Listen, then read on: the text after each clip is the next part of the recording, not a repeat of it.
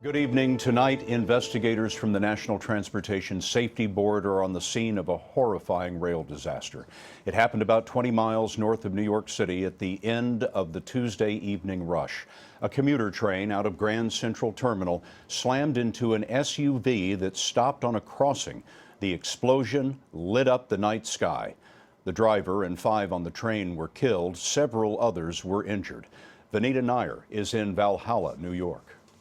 Investigators spent the day sifting through charred wreckage, trying to figure out why this train, packed with more than 600 commuters, plowed into an SUV at 60 miles per hour.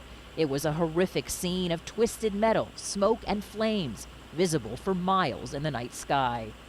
James Wallace was in the second car of the train. We started to smell gasoline fumes, and the fire was getting quite a lot larger up front and ahead of the car. I started thinking this is not the place we want to be. We want to go.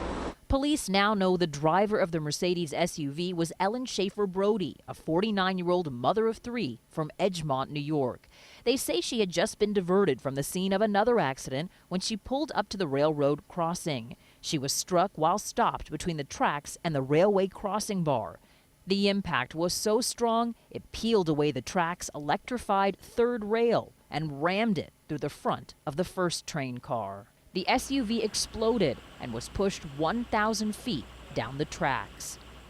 Mike Wolfert was driving out of his rock climbing business when he saw the impact. He helped dazed victims stumble into his store. Everyone was just trying to figure out what was going on, how their loved ones were, how to get home, where they were. Nobody even knew what town they were in. All 5 of the victims on the train were male, including Walter Liedtke, a curator at the Metropolitan Museum of Art, and 53-year-old Eric Vandekar, a trader at Mesirow Financial in New York.